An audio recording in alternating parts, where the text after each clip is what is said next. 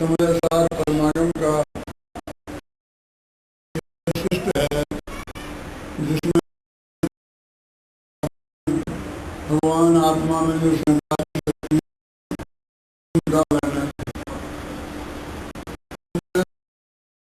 है, गाथा से मंगलाचरण से किया था, और एक से अपने यहाँ तक आ गए।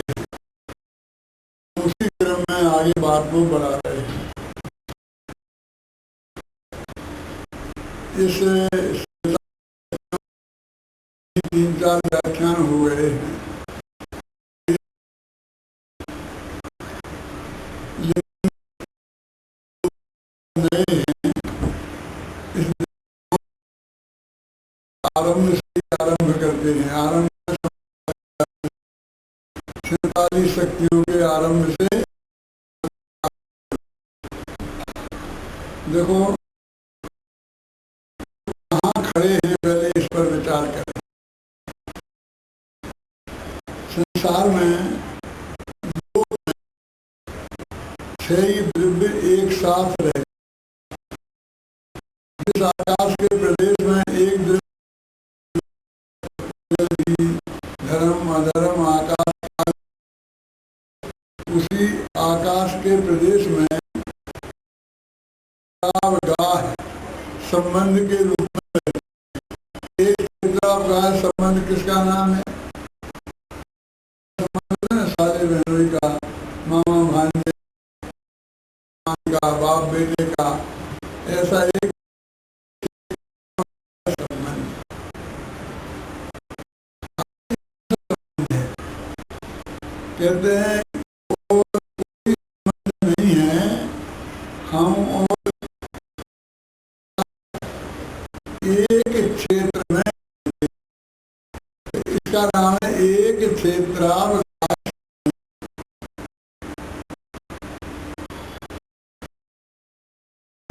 निकले तो कोई आदमी हमें से नमस्कार करें उसे, तो आप कहते हैं बाद में ये कौन था, जानते नहीं। ऐसा तरह आपने प्रेम से वो बिना पहचान का आदमी, आप नहीं बताना चाहते हैं तो मत, झूठ क्यों बोलते हैं कि हम जानते हैं? आपका क्या संबंध? कोई संबंध नहीं है। तो कहा कि ग्वालियर से एक गाड़ी में, जिस डब्बे में हम बैठे थे, सीट पर एक ही बैठे थे। हम दोनों आमने सामने बैठे, एक दूसरे के ज्ञान के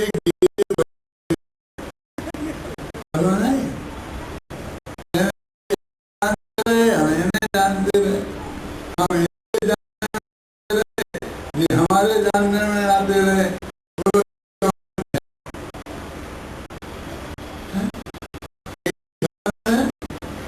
ये तो हम कह रहे थे कोई संबंध नहीं। अब इसको मानना हो तो संबंध है, मानना तो हो तो संबंध नहीं है। ऐसे ये दुनिया के जितने पदार्थ हैं,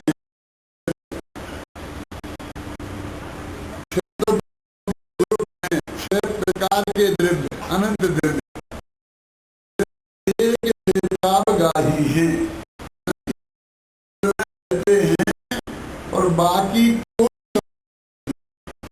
तो हमारी दिक्कत ये है,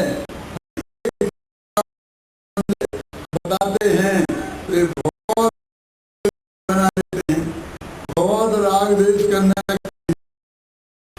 और हम कहते हैं कोई संबंध नहीं है, एक जगह रहने ही तैयार नहीं है, रहेंगे तो मैं नहीं रहूंगा। तो कहते भाई रहना तो पड़ेगा, एक ही है, और संबंध कुछ बनाना नहीं पड़ेगा। जेल की एक ही कोठरी में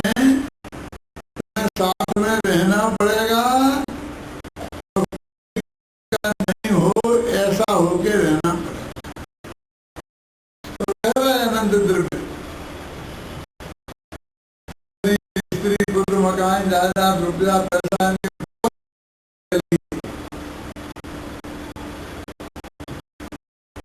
सारे संबंध है हमारे आचरण में। स्त्री पुत्र कोई किसी का नहीं है, समय पे चले जाते हैं, कोई साथ नहीं देता। कि जहाँ दे अपनी नहीं तहाँ नाम जब शरीर ही अपना साथ नहीं देता तो देगी कैसे। लेकिन ऐसा संबंध है कि जिससे हम इनकार नहीं कर सकते, जिसमें पोजिशन में थोड़ा फर्क है। तो हमारे वास्तव में है ही नहीं। असली बात यह है कि है तो बिल्कुल स्थूल व्यवहार से कहे जाते हैं,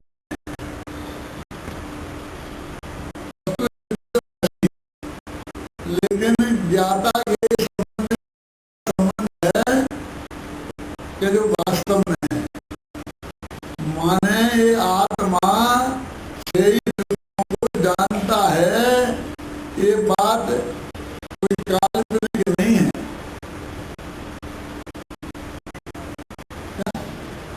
वो जानता है तो सचमुच जानता है कि निश्चय से के व्यवहार से कि नहीं, निश्चय के भी निश्चय से जो भी तुम्हारा होता हो उस सब से, जो सबसे बड़ा मैं होता हो उससे जानता है। बात एकदम पक्की है। वो नहीं जानता, ये तो सिर्फ कहा जाता है। नरेंद्र जी क्या नहीं जानता है, ये तो कहा जाता है। क्यों? क्योंकि ये तन्मय होगी। तन्मय माने उपयोग की एकाग्रता नहीं, मन एकाग्र नहीं। तन्मय माने ऐसा मान कर के यही मैं हूँ, मैं हूँ। ये ऐसा जानता पर पदार्थों को जानते तो हैं पक्के। जो देव जी के ज्ञान में सच्ची बात थी तो सच्ची जानी थी ना सबके बारे में। लेकिन वे भी जानते हैं कि ये सब मैं नहीं हूँ। जो मेरे ज्ञान में झलक रहे हैं उनमें मैं को छोड़कर और कोई मैं नहीं हूँ, ऐसी मान्यता पूर्वक वो जानना, उसको बोलते हैं व्यवहार और उसी को बोलते हैं असत्य। इतनी सी बात थी। ये संबंध के लोगों के गले नहीं उतरता। हमारे आत्मार्थी भाई बंधु जो हैं अपना मुख्य भाई, उनमें भी कई तरह के मत भिन्नता इसमें चल निकली है। कुंद कुंद के समय में भी रही होगी, अमृत के समय में भी रही होगी। क्योंकि ऐसे तत्व उस वस्तु के स्वरूप में ही विद्यमान है। क्या इस तरह के ऐसे प्रश्न खड़े हो जाएंगे। इसीलिए तो उन्होंने 47 शक्तियों का वर्णन इस प्रकरण में। ये पदार्थ मैं नहीं हूँ। कौन कौन? मकान जायदाद रुपया पैसा,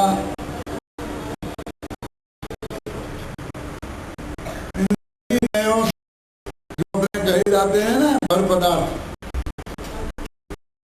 वास्तव में मैं नहीं हूँ और किसी ऐसे तो मैं हूँ ऐसा कहा जाता है, लेकिन वास्तव में वे है नहीं।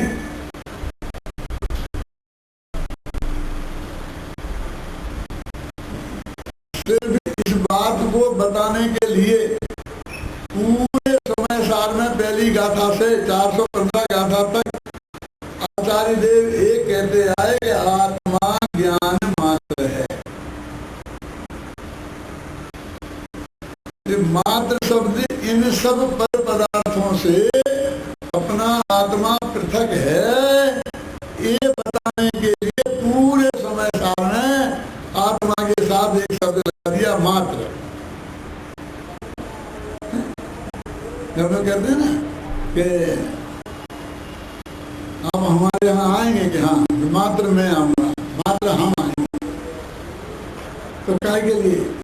तो और हमारे गांव वाले नहीं आएंगे, मोहल्ले वाले नहीं आएंगे, और कोई आएंगे तो आएंगे, मुझे कोई मतलब नहीं है, लेकिन मेरे साथ में मैं जो आपको आने की सूचना दे रहा हूँ उसमें मैं बहुत लंबा चौड़ा नहीं, मैं मात्र मैं आऊँगा। और फिर जब उतरे ट्रेन से तो दो जने निकले। आपने तो कहा था मात्र में आऊंगा, मात्र में आऊंगा, तो और कौन है यार? नहीं तो है। तो ये दो टिकट क्यों है? अरे ये तो मेरी पत्नी है, पत्नी है तो वो दूसरे नहीं है। अरे क्या दिया है? अरे हम इसमें मात्र मानते हैं, हमारा दो का ही मात्र, एक का मात्र नहीं होता, समझ में आया ना? तो उन्हें मात्र कर और बाकी लोगों का निषेध किया था, समझ में आया ना? और इसने इनको ही समझ लिया। तो ज्ञान मात्र कहकर सारे जड़ पदार्थों का निषेध किया था, पर जीवों का निषेध किया था। लेकिन वो ज्ञान के साथ जो अनंत गुण, अनंत शक्तियां रहती हैं, दर्शन, ज्ञान, चारित्र, सुख, वीर्य, लोगों ने इसका ही निषेध समझ लिया कि आत्मा मतलब ज्ञान ज्ञान है और कुछ नहीं है, ज्ञान है और कुछ नहीं है। तो शिष्य ने प्रश्न किया कि आत्मा में सुख है क्या नहीं? क्या बात करते हो? सुख तो लबालब भरा है, आनंद का तो रस कंद है, कि सुख से ही बना हुआ भगवान आत्मा है। तो तुम तो मात्र मात्र लगा है, हटा दो ये मात्र तो लगेगा, क्योंकि जिनके निषेध के लिए है मात्र शब्द, उनका निषेध तो करना ही है। अपने घर के दरवाजे पर लिखा रहता है नो एडमिशन विदाउट परमिशन। क्या हिंदी में अपन ने अनुवाद किया उसका? बिना आज्ञा अंदर प्रवेश वर्जित है। अपनी सीधी लफ्ज़ छाप भाषा में बिना पूछे कोई अंदर नहीं आ सकता, ठीक है? अब वो लिखा है बड़े बड़े अक्षरों में, और लोग आगे जा रहे, कोई पूछता ही नहीं। तो लोग कहते हैं कैसा है, ये क्या मतलब इसका, हटा दो, कोई पूछता तो है ही नहीं, आ रहे जा रहे, वो लिखा है। और फिर आकर के पढ़ते हैं बिना पूछे अंदर आना मना है, तो चले जाते हैं।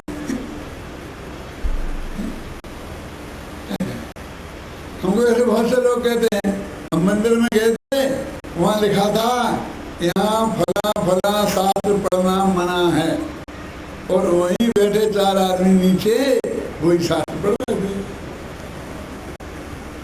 आप देखते हैं ऐसा क्यों? तो लिखा है, पढ़ लेते हैं, वो पढ़ते हैं, और सामने वाले भी देखते पढ़ते रहते हैं। अरे वो तो वैसे है, लिखाने वाले अलग हैं। तो जो कभी कभी सालों साल में मंदिर आते हैं, दिवाली के दिन जिन लोगों ने लिखवाया है, तो आने वाले स्वाध्याय करने वाले जो आते हैं, तो जो पढ़ना होता है वो पढ़ते हैं। तो नो आदमी नहीं भाई साहब, वो तुम लिखा रहने दो, तो हम पूछ के आए। अब कल से तुम्हारे घर पर आएंगे तो पूछ के आएंगे, आपको तो बिल्कुल पूछ के आने की जरूरत नहीं है। तो ये लिस्ट लगा दो कि किन किन पूछ के आने की जरूरत है और किन किन को पूछ के आने की जरूरत नहीं है। तो लिस्ट लगाने की जरूरत नहीं है। क्यों? क्योंकि जो आदमी आकर इसे पढ़ेगा, उसका हृदय उसे बता देगा कि उसके लिए है या नहीं। कैसे बता देगा? अरे भाई उसकी पत्नी आएगी, वो भी पढ़ेगी कि नहीं पढ़ेगी, लेकिन वो नहीं समझती है आएगा तो वो भी पढ़ेगा, लेकिन वो जानता है मुझे पूछने की जरूरत नहीं है। यार दोस्त आएंगे वे भी जानते हैं हमें पूछने की जरूरत नहीं है। और जिससे पूछने की जरूरत है वो तो वहीं बाहर ही अटक जाएगा और बार बार आवाज लगाएगा, कोई है, घंटी बजाएगा, ये करेगा, बिना उसके अंदर नहीं आएगा। होता है ना ऐसा, क्योंकि हमने उसी अनजान व्यक्ति के लिए लिखा है और अनजान व्यक्ति रुक गया,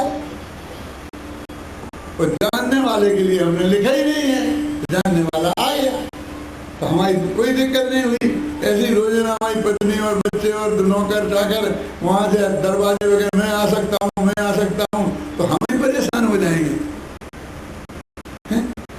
परमिशन देते देते। तो ऐसे ही ज्ञान मात्र है, नो एडमिशन का बोर्ड है। तो कहते हैं कि सुख वीर आदि जो अनंत गुण हैं उनके लिए मात्र शब्द नहीं है, और बाकी अनंत अनंत जो पदार्थ हैं उनके गुण हैं और उनकी पर्याय हैं, उन सब के लिए ये मात्र शब्द है। इस समय सार में पूरे में आदि से अंत तक मात्र मात्र मात्र कहते आए, तो ऐसे थोड़ी कहते आए सारी देव। तो वो कहते हैं ज्ञान मात्र ऐसे शब्द में है अनंत गुण व्याप्त, ज्ञायक कहते उसे प्रगट पुकारा आप। ये दोहा मैंने तब लिखा था जब मेरा आज से करीब 60 साल पहले भोपाल के अस्पताल में मेरा अपेंडिक्स का ऑपरेशन हुआ था। तो सुबह 5 बजे मैं अस्पताल से, हमीदी अस्पताल से लखनऊ के मंदिर गया और वहाँ शांति से बैठकर करीब 10-20 दोहे लिखे, और वो फिर मैंने पर्चा किसी को दे दिया होगा, आज तक तो मुझे मिला नहीं। 10-5 दोहे मुझे याद हैं, तो कभी कभी मैं बोल देता हूँ। उनमें एक दोहा ये भी था, क्या था, ज्ञान मात्र इस शब्द में है अनंत गुण व्याप्त। ये ज्ञान मात्र शब्द बोलो तो उसमें अनंत गुण व्याप्त ही हैं, और उसे एक नाम ज्ञायक भी कहते हैं। ज्ञायक माने अकेला जानने वाला नहीं होता, वो अनंत गुण वाला ये अर्थ ज्ञायक का होता है। और प्रगट पुकारा आप, ये बात सर्वज्ञ भगवान ने 100 इंद्रों की उपस्थिति में, गंधर्व देव की उपस्थिति में कहा था। क्या कहा था 100 इंद्रों की उपस्थिति में, गंधर्व देव की उपस्थिति। प्रगट पुकारा लिखा ना, मैंने छिप के नहीं बोला था, कान में नहीं सुनाया था, बड़ी सभा में बैठ के डंके की चोट कहा था। क्या ये बात तो मेरे तब मेरे ख्याल में थी। क्या वो ज्ञान की बात यहाँ चलने वाली है कि ज्ञान मात्र शब्द में, तो वो कहते हैं ज्ञान मात्र शब्द में तो अनंत शक्तियां हैं। तो बताओ ये अनंत, बताओ अनंत भी कोई गिनाई जा सकती है? ये तो विकल्प में नहीं आती हैं, तो वाणी में तो कैसे आएंगी? ज्ञान में आती हैं, हमारे ज्ञान में नहीं, केवली भगवान के ज्ञान में। हमारे ज्ञान में भी आती हैं, लेकिन ऐसी आती हैं कि अनंत हैं, और वे अनंत कौन कौन है उनके नाम आते हो, ऐसी नहीं आती। हमारे ज्ञान का स्वरूप ही ऐसा नहीं है, तो नहीं गिना सकते हैं, तो कुछ तो गिनाओ। तो उन्होंने 47 शक्तियां गिनाई, और ये 47 शक्तियां एक बार में एक बात समझें कि आत्मा में तो गुण होते हैं, आत्मा में धर्म होते हैं, आत्मा के स्वभाव होते हैं, और ये तुम शक्तियां कहाँ से लाए? अपन मतलब आत्मा में अनंत गुण है, ज्ञान दर्शन चारित्र सुधि, अनंत धर्म है, नित्यत्व अनित्यत्व। न्याय शास्त्र पढ़ो तो धर्म ही धर्मों की चर्चा होती है। धर्मों की चर्चा होती है नरेश जी, माने जैन धर्म बौद्ध धर्म नहीं, धर्म माने ग्रस्त धर्म मुनि धर्म नहीं, गिरम माने नित्यत्व अनित्यत्व एकत्व अनेकत्व, उनका नाम है धर्म। न्याय शास्त्र इसी में भरा पड़ा है। जो शादवाद की परिभाषा है ना, परस्पर विरुद्ध दो धर्म हैं, उनको वे एक जगह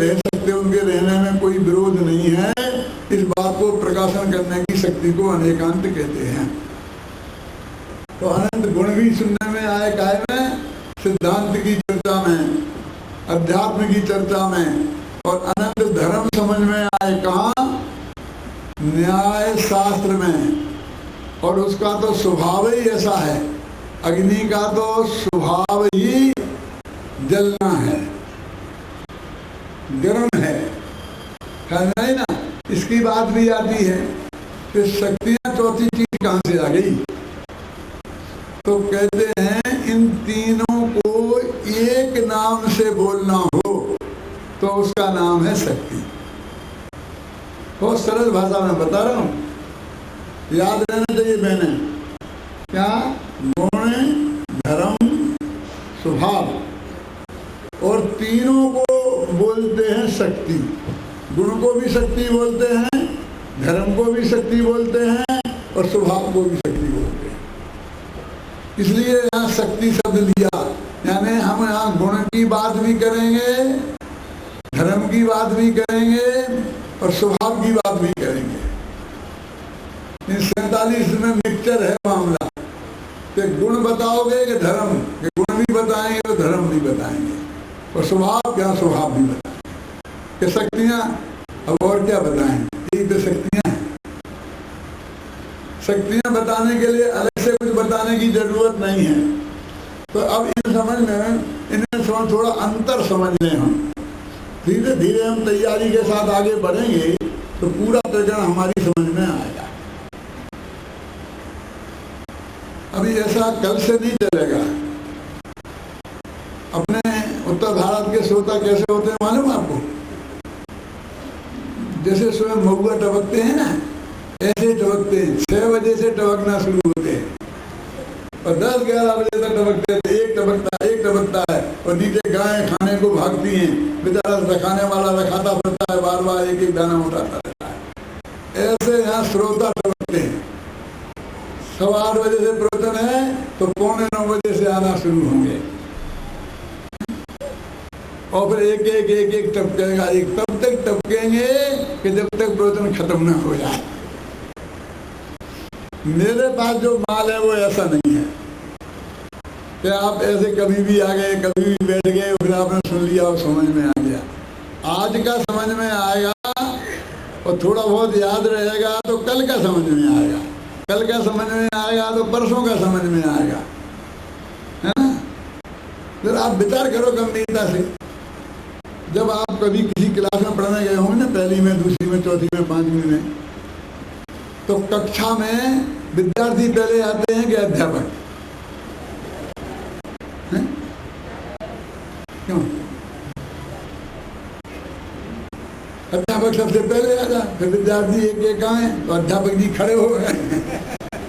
अभी तो ऐसा होता है, विद्यार्थी सब आ जाते हैं, शांति से बैठते हैं, फिर अध्यापक आता है तो सब खड़े होते हैं, तो अध्यापक कहता है बैठ जाओ। क्यों? हमको ऐसा मौका ही नहीं मिलता कि बैठ जाओ कहे।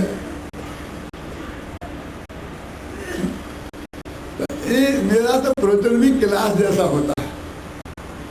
आप यदि 20 दिन में शांति से सुनेंगे आदि से अंत तक, तो बहुत कुछ लेके उठेंगे। जो असली तरीके ढंग से सुनेंगे तो वे तो पंडित बन के उठेंगे। 20 दिन में हाँ घबराओ मत, तुम तो संकल्प करो, बाकी गारंटी हम पे छोड़ दो। कम से कम 47 शक्तियों के बारे में तो कोई आपके सामने खड़ा नहीं हो सकेगा। यदि आपने सुना तो अपन क्या कह रहे थे? 3 प्रकार की शक्तियां होती हैं। कौन कौन सी? गुण, धर्म, तो आ गया ना, आगे वाणी में ताकत आ गई ना। अब गुण और धर्म में फर्क क्या है? कहते हैं जिसकी पर्याय हो और विरोधी ना हो उसे गुण कहते हैं। एक ज्ञान की है मति ज्ञान, शुद्ध ज्ञान, अवधि ज्ञान, मन पर्याय ज्ञान, केवल ज्ञान, पर्याय है ना। लेकिन ज्ञान का विरोधी अज्ञान नाम का कोई गुण आत्मा में नहीं, माने विरोधी नहीं है और पर्याय है। एक गुण की परिभाषा। और धर्म की कि जिसकी पर्याय नहीं हो, समझे ना, और विरोधी हो, उसका उल्टा। जैसे नित्यत्व नाम का धर्म होगा तो उसका विरुद्ध अनित्यत्व नाम का धर्म भी होगा, गारंटी से होगा हर द्रव्य में। एकत्व नाम का धर्म होगा तो अनेकत्व नाम का धर्म भी होगा। ये धर्म कहलाते हैं। अब फिर एक दफे बोलता हूं, जिसकी पर्याय हो और विरोधी नहीं हो उसका नाम है गुण, और जिसकी विरोधी हो और पर्याय नहीं हो उनका नाम है धर्म। कैसा कहते हैं? देखो, गुण अकेले होते हैं ब्रह्मचारियों जैसे, और धर्म जोड़े से होते हैं गृहस्थों जैसे। दो जोड़े से होते हैं ना। और ये गुण कैसे होते हैं? बिल्कुल अकेले। अकेले ब्रह्मचारियों जैसे गुण की तो संतानें होती हैं, ब्रह्मचारियों के तो संतानें होती हैं, और जोड़े वालों के कुछ नहीं होता है। संतान नहीं होती है, पर्याय नहीं होती है ना। गजब का। स्वर्ग में जैसे है ना, इंद्र इंद्राणी का जोड़ा तो होता है लेकिन बाल बच्चे नहीं होते। देव देवियां होती हैं, देवांगना होती हैं, लेकिन उनके बाल बच्चे नहीं होते। धर्म हमारे आत्मा में इंद्र इंद्राणियों जैसे हैं, और गुण ब्रह्मचारियों जैसे हैं। अब ये बात आपको मैंने उदाहरण दिया ना, इससे अब आपको हमेशा याद रहेगा। ये परिभाषा याद करने में सुविधा पड़ेगी कि गुण कैसे होते हैं? ब्रह्मचारी। धर्म कैसे होते हैं? जोड़े से, एक दूसरे के प्रतिद्वंदी होते हैं। गुणों की क्या होती हैं? पर्याय, और धर्मों की पर्याय नहीं होती हैं।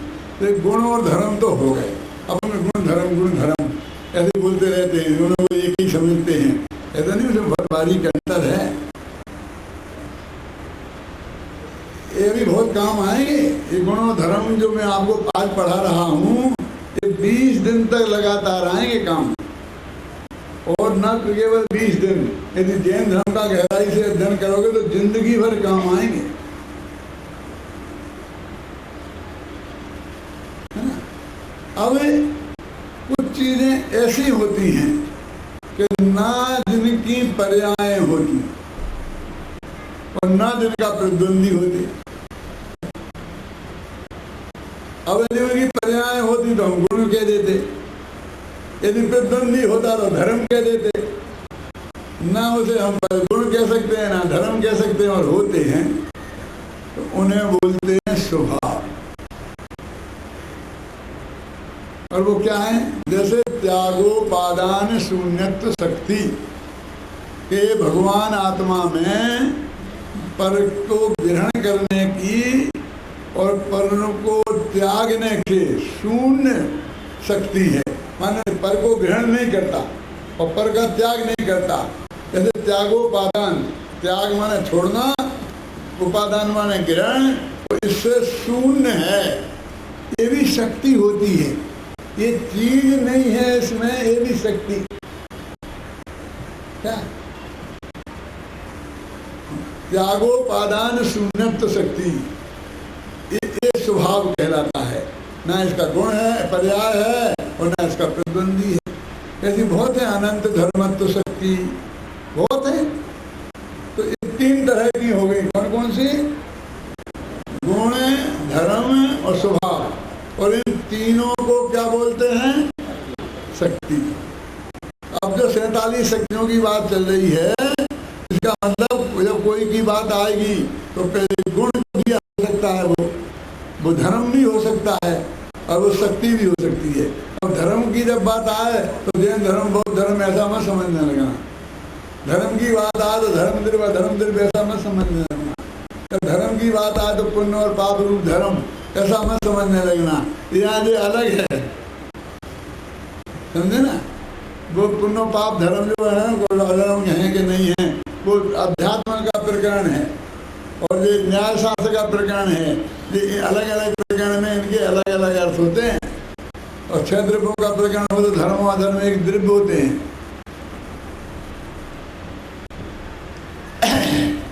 गुण, धर्म और स्वभाव।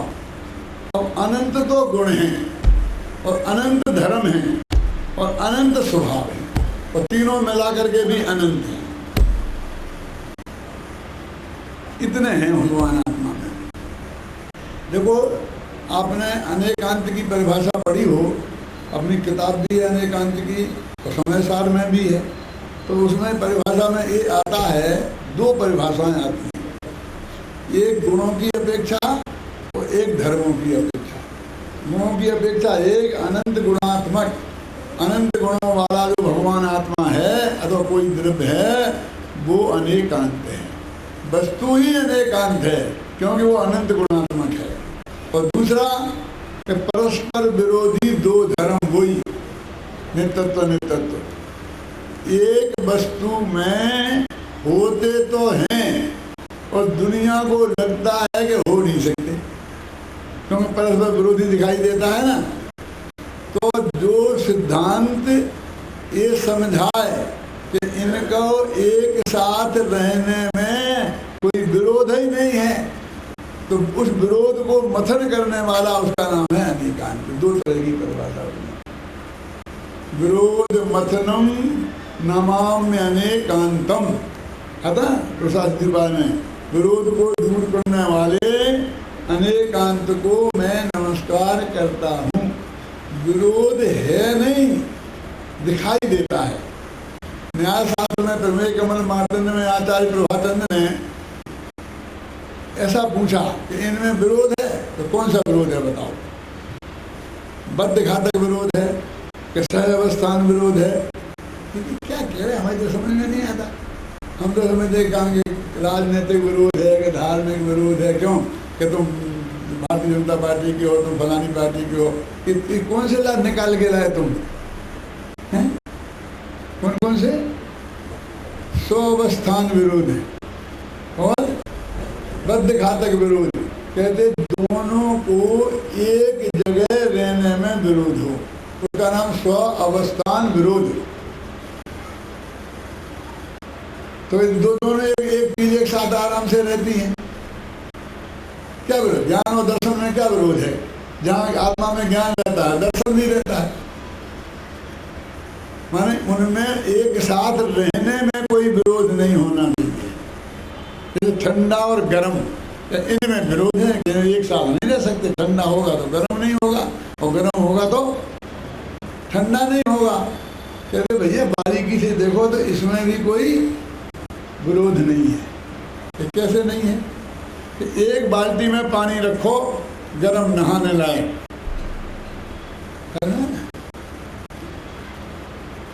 और उसमें हाथ डालो, तो गुजराती हाथ डालेगा तो कहेगा ये ठंडा है पानी। क्यों? हिंदी वाला डालेगा तो कहे नहीं गर्म है। पानी तो जो है वही है कि गुजराती गर्मी में भी गर्म पानी से नहाते हैं। मैं भी गुजराती हो गया, मैं भी गर्म पानी से नहाता। ठंडे पानी से नहाते तो ये गर्म पानी से नहा के क्या करूं? मुझे ठंडक चाहिए, फ्रेश नहीं होऊंगा, तो उसे वो गर्म कहता है और गुजराती उसे ठंडा कहता है। वो तो जैसा है वैसा है। ये तो सापेक्ष हो गया ना, वो गर्म भी है और ठंडा भी है। 3 बाल्टी में रखो, एक बाल्टी इधर ठंडा पानी, फिर कम गर्म पानी, फिर ज़्यादा गर्म पानी, फिर ये बीच वाली बाल्टी में हाथ डालो, फिर निकाल के दोनों में हाथ डालो। क्यों? क्या होगा? तो इसकी अपेक्षा एक गर्म है एक ठंडा है, ऐसा नहीं होता। और एक होता है बद्ध घातक विरोध, कि एक दूसरे को मार के खा जाए। बद्ध माने जिसको मारा जाए, और घातक माने जो मारे, चूहा और बिल्ली से। चूहा और बिल्ली एक पिंजरे में नहीं रह सकते हैं। चूहा बद्ध है और बिल्ली घातक है, तो ऐसे इन 2 गुणों में कोई बद्ध घातक विरोध है? एक दूसरे को खा जाएगा, कौन सा विरोध है? कोई सा विरोध नहीं है। वे एक साथ रह सकते हैं, एक साथ रहते हैं। जगत को ऐसा लगता है कि नहीं रह सकते हैं, तो जो समझा उसका का नाम है अनेकांत। ये अनेकांत की परिभाषा होती है। तो ये कहते हैं अनंत गुण के आधार पर एक परिभाषा अनेकांत की होती है, एक अनंत धर्मों के आधार पर अनेकांत की परिभाषा होती है। सुनना, अभी सोची थी कभी, आज अपना आज का अनेकांत तो कैसा हो गया है, तुम भी सच्चे हो मैं भी सच्चा, बढ़िया ना, सब बहुत अच्छा। आज का अनेकांत उन माताओं बहनों जैसी चर्चा हो गई है कि जाके मंदिर में दोनों मिले, पहले तो कुएं पे मिला करती थी, अब तो कुएं बेचारे खत्म हो गए, अब तो बेचारों में मिलने का स्थान एक ही है, वो मंदिर जी। तो मान लो एक सास नाम की प्राणी है और एक बहू नाम की प्राणी है, माने एक 20-25 वर्ष की है और एक 50-60 वर्ष की है। कौन? एक सास नाम की प्राणी है और एक परिवार की बहू नाम की प्राणी है। तो वो बहू नाम जा करके वो कहेगी कि आजकल की सासें बहुत नालायक हो गई हैं और अपनी सास की बुराई करेगी, तो वो ऐसा नहीं बोलेगी, सासों की बुराई करेगी। वो सामने वाली सास है तो वो देख रही है कि ये बुराई कर रही है, लेकिन वो भी जानती है मेरी नहीं कर रही थी, अपनी सास की कर रही है, करने दो। और वो कह करके तो बोले कि हाँ ऐसे ही ये सासें ऐसी ही हैं और बहुएं भी कम बदमाश नहीं है। फिर वो बहुएं भी शुरू करेगी, तो दूसरी कहेगी हाँ ठीक कहती हो तुम। मैंने तो दूसरे एक दूसरे की बात को ठीक कहेगी, उन्हें ठीक भी नहीं कहना है, बुरा भी नहीं कहना है, लेकिन यदि ठीक नहीं कहें तो वो हमारी बात सुने कैसे, भाग जाएगी। उसकी ठीक कहेंगे तो वो हमारी सुनेगी। ऐसा हम कर तुम्हारा सच्चा हो गया, तुम्हारा सच्चा, हमारा सच्चा, ये सच्चा है, सभी धर्म समान है, एक ही है, एक ही जगह पहुंच गए, तो कोई फर्क है ही नहीं। सब वो भी अहिंसा, ये भी अहिंसा, ये भी अनेकांत, वो भी अनेकांत, ये सब ऐसा नहीं। हमको दर्शन शास्त्र के लेवल पर वस्तु का स्वरूप समझना। ये वो प्रकरण है परिशिष्ट जिसमें स्यादवाद की भी सिद्धि की है, अनेकांत की भी सिद्धि की है और जिसमें 47 शक्तियों का भी विवेचन है।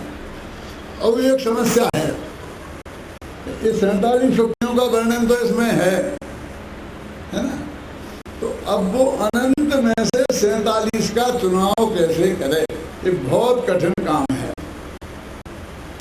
मेरे पास 1000 किताब है और अब 1000 श्रोता है, तो मैं कहूँ सबको एक एक किताब बांट दो, तो मेरा काम भी सरल और बांटने वालों का भी सरल। भले ही 1000 किताब बांटनी पड़े, कुछ देखना तो नहीं है कि किसको देना किसको नहीं देना, गलत आदमी के पास ना चली जाए, ऐसा डर तो नहीं है। अब किताबें हैं 10, आदमी हैं 1000, और फिर मैं कहूँ नरेश जी ये 10 किताबें मैं आपको देता हूँ तो 10 भले आदमियों को दे देना, क्यों? अथवा जो पढ़े स्वाध्याय करें उन्हें दे देना। पंडित जी यानी आप मुझे नाम बता दो 10 तो मैं आपकी मजदूरी कर दूंगा, लेकिन ये छांटने का काम मैं नहीं कर सकता 10 भले आदमी, क्योंकि 1000 में से 10 भले छांटूंगा तो बुरे कितने 990 बुरे हो जाएंगे, किससे बुराई मोल लूंगा। कहते ना कम चीजें हों और ज्यादा में से छांट के, कुछ लोग ऐसे होते हैं कि तुम मजदूरी पकड़ा दी मुझे, एक किताबें सबको बांट देना, मैं मजदूर नहीं हूँ, आप बोलो किसे देना और नहीं देना, इसका डिसीजन मैं करूँगा तो फिर मैं दूंगा। और फिर वो रख लेता है, फिर वो रोक बांटना शुरू करता है, क्या मैं तुम्हें दे दूंगा उसे नहीं दूंगा, अपना अपना कोई रोक गांठता है ना। लेकिन सज्जन आदमी को तो ये पसंद नहीं है। तो अब ये सहता अनंत गुणों में से पूरी को रखना हो तो हम बिल्कुल तैयार है। अब अनंत हैं और 47 छांटना है तो उनके कोई क्राइटेरिया तो होना चाहिए कि कैसे छांटें, कि किन 47 को छांटें और किन को नहीं छांटें। इस बात पर हमें गंभीरता से विचार करना चाहिए ना। तो मैं कल इसकी चर्चा करूंगा आपके सामने कि वो 47 शक्तियां को किस हिसाब से उनने रखी, क्योंकि उनने कई बहुत महत्वपूर्ण शक्तियां छोड़ दी हैं, जिनके नाम मैं अभी आपके सामने रखूंगा। तो आप भी कहेंगे कि नहीं नहीं ये तो नहीं छोड़ सकते, इसको तो नहीं छोड़ सकते, इसको तो रखना ही पड़ेगा। देखो, चारित्र शक्ति नाम की कोई शक्ति नहीं है, और मुक्ति के मार्ग में तो मुख्य है, चारित्र नाम की कोई शक्ति नहीं रखी। तो चारित्र वाले कहने लगे हाँ हम जानते थे ना, तो मोक्षु लोगों क्या करोगे। तो यहाँ देखा दो, दर्शन नाम की भी कोई शक्ति नहीं है, वो दृष्टि शक्ति नहीं, वो तो दर्शन गुण है, ये श्रद्धा गुण वाली कहाँ है। अब ऐसे महत्वपूर्ण गुण छूटे हुए हैं परमात्मा, और कई कई तो ऐसे फालतू के रखे हुए हैं कि जिनका नाम सुन के ही आपको अटपटापन लगे। असंकुचित विस्तार क्या है, क्या नहीं। तो मैं आपको ये बताऊंगा कि ये 47 शक्तियों को किस आधार पर चुना, श्रद्धा को जगह क्यों नहीं मिली, चारित्र को जगह क्यों नहीं मिली, और ज्ञान को क्यों मिल गई, और सुख गुण को क्यों मिल गई जगह। यानी उनका क्राइटेरिया क्या है, इस पे अपन कल गंभीरता से विचार करेंगे। आपके पास यहाँ पर बुक स्टॉल पर भी होगी एक 47 शक्ति और 47 नए नाम की एक किताब है, और एक किताब है क्या है, समय सार अनुशीलन भाग 5 उत्तरार्ध है, और ये 5 भाग में होगी। इन दोनों में ये सब हैं शक्तियाँ। पूरा अच्छी तरह से घर पर रखोगे और पढ़ के अब आओगे तो बहुत अच्छी तरह समझ में आएगी। आप बराबर पढ़ के आएंगे, मैं समझाऊंगा, फिर जाके पढ़ेंगे, फिर पढ़ेंगे, तब मुश्किल से समझ में आएगा। ये ऐसा सब्जेक्ट नहीं है कि हम जब पढ़ ही लेंगे तो तुम्हारा क्या काम फिर समझाने का, और तुम समझा ही दोगे तो पढ़ने का क्या काम, ऐसा नहीं। दोनों काम हमें एक साथ करने पड़ेंगे। आप गंभीरता से इन व्याख्यानों को सुनोगे। ये कोई कहानी किस्से नहीं है, ऐसा नहीं था कि एक है राजा एक थी रानी, दोनों मर गए, खत्म कहानी। ऐसे कहानी किस्सा नहीं है ये, और ऐसी बातें नहीं हैं। जैन दर्शन की असली मूल तत्व ज्ञान की बातें हैं, पूज्य गुरुदेव द्वारा निकाले गए दिनवाणी के रहस्यों की बातें हैं। वो आपको सुनना और समझना हो, जितने प्रेम और शांति से आप सुन रहे हैं, और जिस तरह आप एक पंडाल खचाखच भरा है, तो अब ये कहने का मौका अभी तक तो नहीं है कि पंडाल बहुत बड़ा बना दिया पंचकल्याणक जैसा। तो पंचकल्याणक जैसी भीड़ आएगी तो पंडाल पंचकल्याणक जैसा क्यों नहीं होगा। तो मेरे कहने का मतलब ये है, आपकी रुचि बहुत दिखती है। यदि आपने इसी गंभीरता से इसे सुना, समझा और उस पर ध्यान दिया, तो मेरा दिल भी खुलेगा, और मैं भी बहुत उत्साह के साथ में 20 दिन तक बीमार नहीं पड़ूंगा, पर आपको मैं पढ़ा सकता हूँ, क्योंकि मेरी खुराक 2-4 गोली ये भी हैं क्या।